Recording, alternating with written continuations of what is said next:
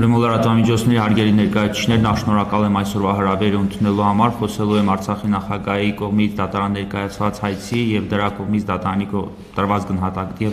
դատարանի կողմից դրան տրված գնահատականի մասին, կարևորելով այն արձանագրությունները, որոնք դատարանը կատարել է այսօր կայացված վճռում։ Բոլորդ երևի արդեն տեղյակ եք, որ կայացվել է հայցը մերժելու վերաբերյալ վճիռ, սակայն դատարանը կատարել է մի քանի կարևոր արձանագրում, որի մասին խոսելը ես շատ կարևոր եմ համարում եւ որի լուսաբանումը կարող է մեծ ուժ ունենալ նաև հետագա սերնդի համար։ Ինչ է արձանագրել դատարանը։ Նախ ամենակարևոր փաստը, որ արձանագրել է դատարանը։ Ուժի գործադրման կամ գործադրման անմիջական սպառնալիքի ազդեցության տակ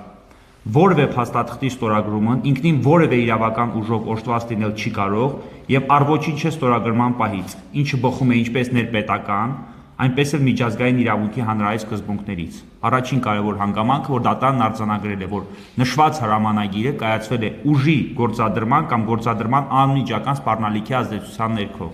Երկրորդ, ուստի անգամ հրամանագրի ընդունման փաստի իրականությանը չհամապատասխանելու դեպքում դատարանը ողջամիտ չի համարում հայցորին դրանով վնաս պատճառելը։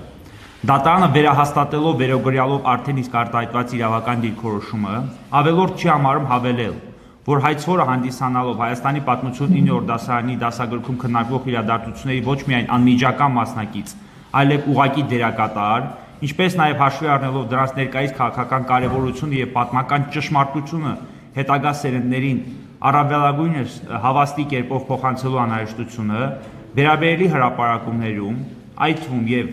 հատկապես ուսումնական գործընթացի մաս կազմող դասագրքային նյութերում դրանց ճշգրիտ եւ ամբողջական նկարագրության առնչությամբ իրավացիորեն կարող է բարձրացնել համապատասխան մտահոգություններ, ի թիվս այլնի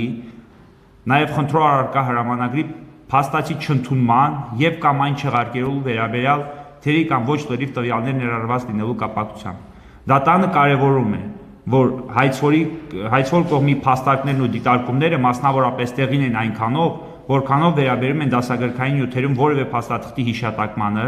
ընթերցողի համար առանց դրա մասին առնվազն ընդհանուր բնույթի տեղեկությունների հասանելիությունն ապահովելուն, որպեսզի բացթողում հայցադյումին կից ներկայացված դասագրքի համապատասխան տեքստերում ակնհայտորեն առկա է։ Սակայն դատարանի համոզմամբ նշված հարցերի վերհանումը տվյալ պարագայում այնուամենայնիվ դուրս է հայցվորի պատվի եւ արժանապատվության քաղաքացիական պաշտպանության տիրույթից։ Ուրեմն փորձեմ բացատրել ինչ է նկատի ունեցել դատարանը նշված դիրքորոշումը իր վճռի մեջ արտացոլելով։ Դատարանը նախ եւ առաջ արձանագրել է անվերապահորեն արձանագրել է, որ նշված հրամանագիրը կայացվել է ուժի կամ ուժի գործադրման սպառնալիքի ազդեցության տակ։ Սա մեկ, սա ֆիքսենք եւ անցնենք առաջ։ Երկրորդ, դատարանը հստակ արձանագրել է, որ հայցվորի պատիվն ու արժանապատվությունը չնայած նշվածով չի արատավորվում, այնուամենայնիվ պատմության դասագրքում տեղ գտած տեղեկությունները ոչ ամբողջական են։ Սա եւս արձանագրվել է դատարանի կողմից, ընդ որում դատարանը հիմք է ընդունել հայցադյումին կից ներկայացված փաստաթղթերը եւ նշել, որ հայցվորի մտահոգությունները տեղին են ու իրավաչափ։ Այսպես ասած, դատարանը կրթության նախարարության ուշադրությունն է հրավիրել այս հանգամանքների վրա եւ կարելի է ասած առաջարկել է տեղեկությունների ամբողջական ներմուծում դասագրքի մեջ, որովհետեւ դատարան հստակ արձանագրում է, որ տեղեկությունները ամբողջական չեն արտացոլված նշված դասագրքում։ Երրորդ, դատարանն արձանագրել է հենց արդեն մենք ունենք իրավական ակտ, ընդ որում Հայաստանի ոչ թե իրավական, այլ դատական ակտ, ընդ որում Հայաստանի արտադատությունն իրականացնող մարմնի կողմից կայացված, դատարանի կողմից կայացված, որով հաստատվում է, որ Արցախի նախագահի կողմից, այսպես ասած, կայացված Արցախը լուծարելու վերաբերյալ հրամանագիրը առ ոչինչ է։ Սա դատարանը հստակ արձանագրել է, որ նման հրամանագիրը առ ոչինչ է, այսինքն անվավեր է հենց կայացման պահից։ Ընդ որում դատարանը հողում է կատարել եւ ներպետական եւ միջազգային իրավական ակտերի։ Եվ այսպես ասած հասել ենք արդարության թե ոչ հարցին պատասխանելով կարելի է արձանագրել, որ որոշակիորեն մենք արդարության հասել ենք, որովհետեւ դատարանն արձանագրում է նախ հրամանագրով տեղ գտած տեղեկությունների իրականությանը ոչ լրիվ համապատասխանելու վերաբերյալ հանգամանքը, հստակ նշում կատարում, որ այդ տեղեկությունները պետք է համալրվեն ինչը արձանագրում է հայցադյումին կից ներկայացված փաստաթղթերով։ Երրորդ, դատարանն արձանագրում է, որ նման հրամանագիր առ ոչինչ է, թե ներպետական եւ թե միջազգային իրավական ակտերով,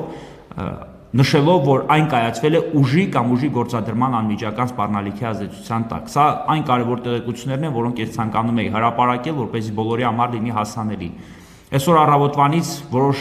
լրատվամիջոցներ անգամ տեղեկություններ են տարածել, որ հայցը մերժվել է, այո, իրականում հայցը մերժվել է, բայց հայցը մերժվելով ասել, որ Արցախյան Հանրապետության նախագահը պարտություն է կրել այս գործով, ճիշտ չէ, որովհետև